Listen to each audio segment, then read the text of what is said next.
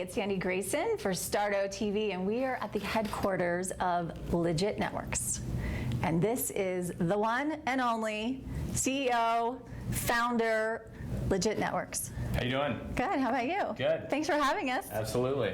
So, Todd Vernon, you guys just celebrated your 6th birthday. We did last Friday, 6 years. I did not get an invite. I saw there was like champagne and I barely martinis. No, I'm joking. No, it was fun. Yeah, I think we busted out the champagne at like noon. Well, yeah. I'm all about the champagne, so next time, put me on the list, Yeah, okay? there you go. Okay, so let me just tell everybody a little bit about. So you co-founded Raindance Communications before Lijit, which from startup to a publicly traded company with annual revenues in excess of 80 million. Yep. Not bad. And then you say prior to becoming a serial entrepreneur, you built hardware and software to test experimental aircraft at NASA. I did. I started my career at NASA in California. So what was your first step into becoming a serial entrepreneur? Well, I don't know. That's a good question. I didn't expect that one coming. I would say you sort of have to become obsessed or passionate about something, right? It doesn't necessarily have to be, a business idea. It just has to be something, right? Because you're going to spend a lot of your time, writing software or talking to customers or doing something. You have to find something that's kind of your day-to-day activity that you totally dig doing. And for me, it was software development, so that was sort of the gateway drug to entrepreneurship, I guess. It really became interesting to me during the time I was at NASA, and that sort of led to all the other things that I've done. And so how long did it take from the startup of Raindance before it was this like giant success? Were there years of struggle? Were you learning along the way? It always seems to be 7 years. 7 years is like the magic number. Is it really? Yeah, oh, that's good to it's know. like for whatever reason, I always have this idea that it's going to be 3 years, and then it takes 7. Right. So that's good to know. If you're on year 3 or 4, hang in there. Exactly. Year 7. Exactly, and it typically gets really hard about year 3. So that's the kind of the way it works. Wow. That's been my experience. I wish I could. If anybody knows a faster way to do it, Right. I'm totally open to that. So you guys Lijit was acquired by Federated Media, which is, I read, one of the most significant merger and acquisition transactions in Colorado in the past decade. How did that feel? Well, it's obviously as an entrepreneur, it's vindicating that, the idea that you start with when you can't get, you have 4 people that are kind of sitting in a room and the phone doesn't ring and nobody can pronounce your name right or anything else. And, so you sort of live that, and then you go through all the hard times, and if you raise money, you do all that, you seem to, you build up a lot of angst, right? That, somebody is going to value this thing someday. So it's always nice in terms of that, to kind of see where, to get checkpoints along the way. So the acquisition was definitely a checkpoint along the way, in that, we're putting the 2 companies together to build something much larger. So it's not like a victory lap, but it's, it's significant deal for the company and the shareholders, and I think it'll be ultimately a significant transaction. That's fantastic. It's great. It's great for Boulder, great for Colorado. It's great for Boulder and great for Colorado. So one of the things I read as I was doing some research on you that I absolutely loved was you said, we went through $6 million in financing to figure out that we really sucked at sales. Yeah, it's a popular soundbite. It's great though. Sure. I mean, I think so many entrepreneurs, especially once they reach a certain level, they're not really willing to share the warts. So I really appreciate when someone's willing to say, look, this is what I went through. Here's how hard it was, and here's where I am now. So what did you mean by that? How did you pick yourself up from that? Yeah, well, I mean, it's one of those things like, I think if people that start a company and sort of believe it's just going to be a linear experience, like, hey, we're going to do it and it's going to slowly get bigger every year and then high five. Right. It doesn't really work that way, and you end up, the term that's become popular lately is pivot, but it's always been the same. There's just a word for it now. I have heard that. You just have to kind of always be changing up what you're doing, and having a direct sales force for Lijit was kind of a bad path. So sometimes you go down bad paths, sometimes you go down good paths. But I sort of believe in talking about it because so many interviews you see with entrepreneurs, it's just like you walk away and you go, oh, that dude was a genius. Right. I don't know, when you really dig down under the covers, it's not really usually the case, and they don't really want to tell you can as a CEO and a founder, you can construct a very linear story in the rearview mirror, but it's actually more interesting, I think, to tell the story as it sort of happens. So what did you learn from all of that? That was one of the big learning experiences. I think it's important. There's a couple key takeaways, and in the context of when I was talking about that, it was sort of under this idea of, companies sort of get founded one way or another, right? They either get founded by technologists or they get, founded sort of by maybe business/salespeople. And they're different skill sets, right? And just by nature of kind of starting a company, you sort of end up with one or the other. It's hard to sort of end up with a balanced diet at the beginning because, first you want to do something and then you're trying to coax somebody else into the boat with you, and they tend to be like-minded people. So just by definition, you sort of end up not really kind of ending up with a balanced team. That's normal.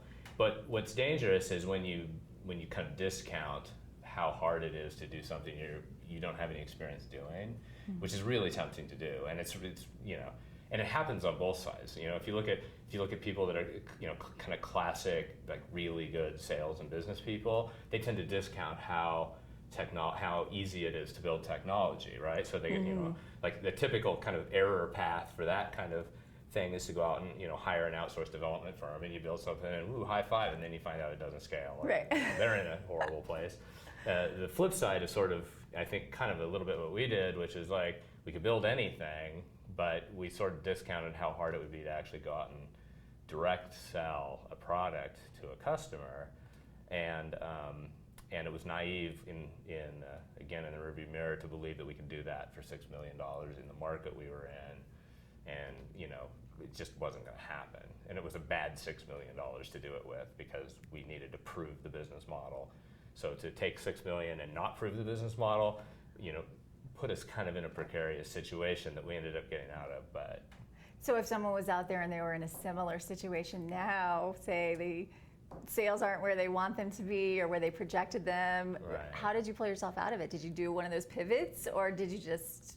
we did do a pivot, but we were always kind of working on a couple, plan B and plan C at the same time, because, one thing you can kind of get into with being an entrepreneur is sort of drinking your own kool-aid.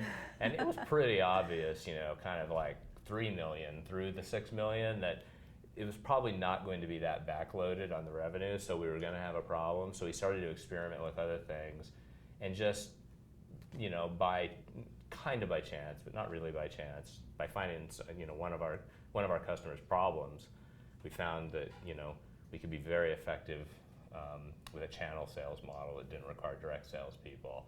And in fact, we're really good at it. So the company exploded, and it made it really easy to kind of pivot. It wasn't a hard decision at the time we did it, because it was like, wow, this works so well, and this thing is sucking so bad. So that's kind of the way.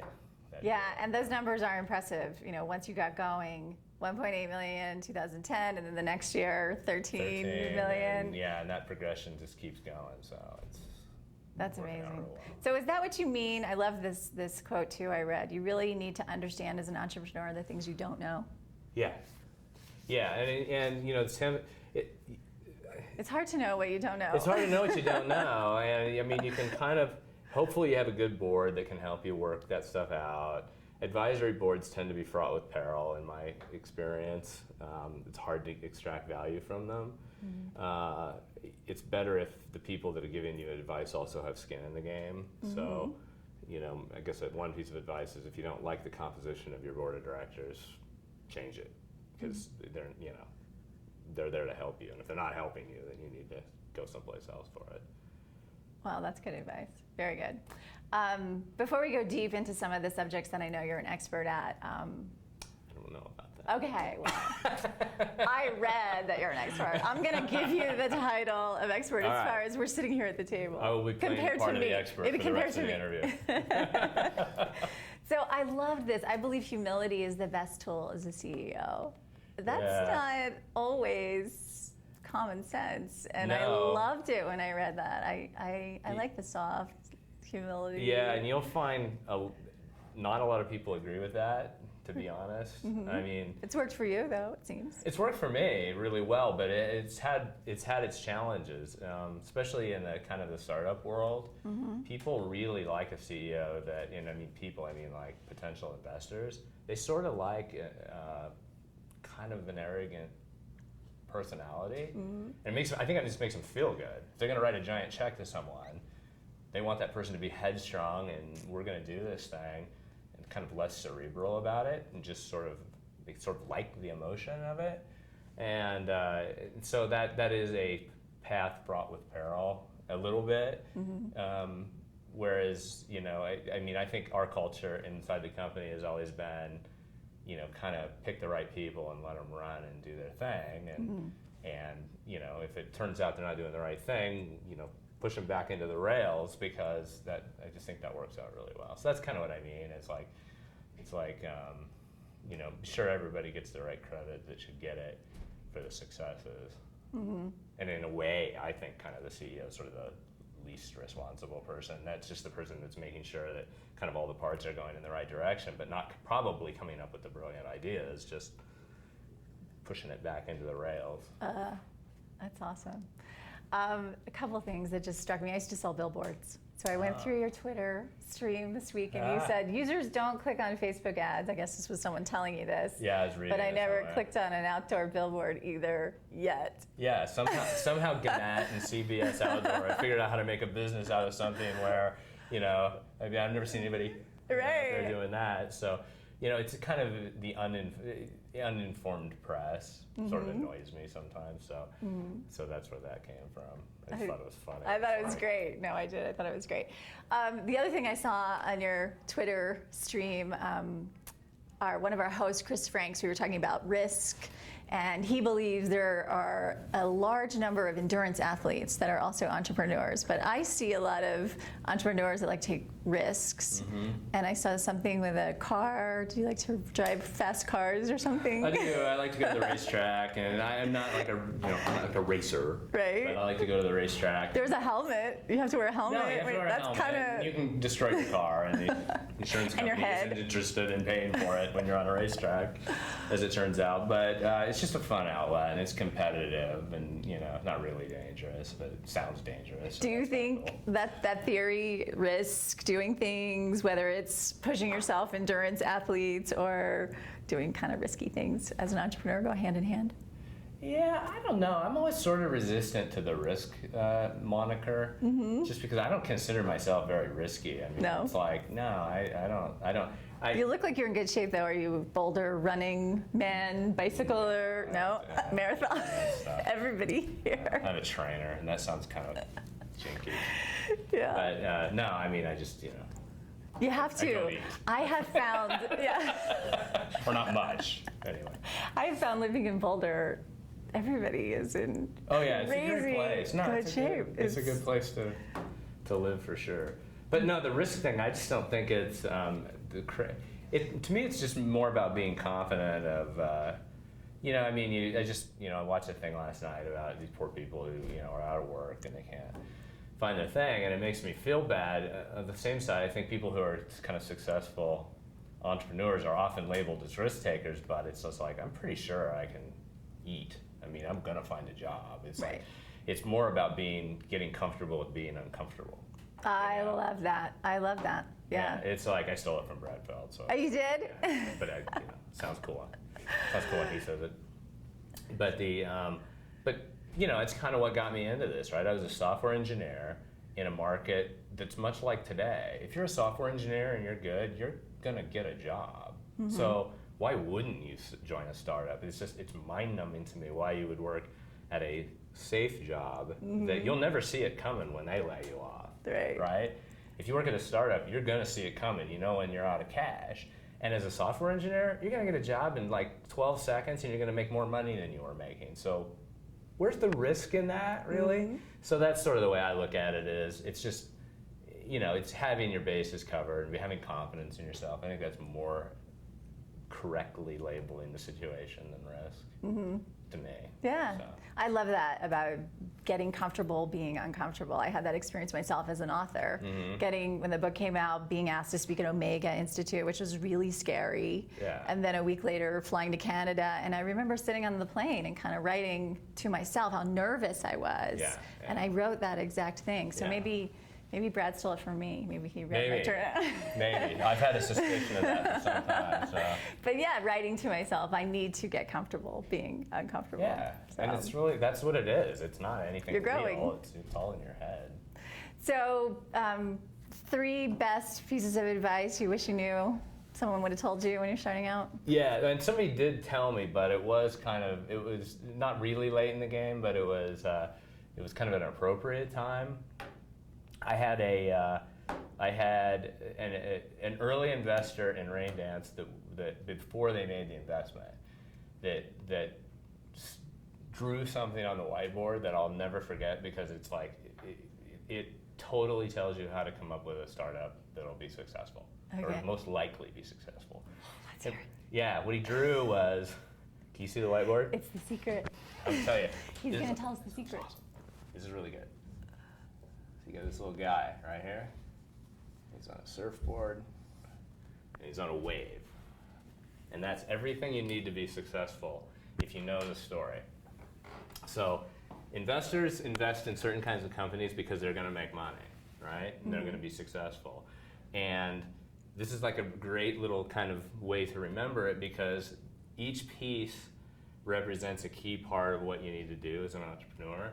You need to have the right people, right? And I'm a firm believer that you have to have a partner, because it's just like crazy hard to do this. And there's no way, I don't think anyone can do it alone. If they allegedly do it alone, I suggest there's probably somebody there that's a pseudo partner anyway. So just go find your partner. So the stick man represents the people. The surfboard represents the idea. Obviously, you have to have a really good idea, right? But the fact is, without the wave underneath it, meaning the market that you're steering into, it's just a dude on a surfboard. And that's exactly what will happen to your company unless there's a market pull in what's going on right now. Like Lijit's in the ad tech space, which is massive infusion of cash right now in terms of market. And there's also a saying kind of in the industry, market solves all problems. It kind of does, right? You can make a lot of mistakes if everyone's so jazzed about the wave. You can have the wrong people on the board, and the board can be kind of messed up, and you can fix the board, but you can't fix the market, right? So to me, it's like, make sure that you're kind of following all pieces of that, and it's probably the single best piece of advice I've ever gotten from a venture capitalist. That's fantastic. So picking the right partner, making sure you have the right market, and then the product right has to be good. But it's usually the market that everybody doesn't pay any attention to, right? Because they get enamored with a space they like, right? Which is good, because you're going to have to be doing it for a while. But unless there's a lot of money in that market, it's not a good. It's just, you're just going to work really hard, and the surfboard ain't going to go anywhere. So. Fantastic. Todd, thank you so much for your time. I think your business is awesome. I love your energy and what you guys are doing here. So for more information about Todd, you can find him on Twitter, right? Todd Vernon, and lijitnetworks.com. Thanks, Todd. Thanks.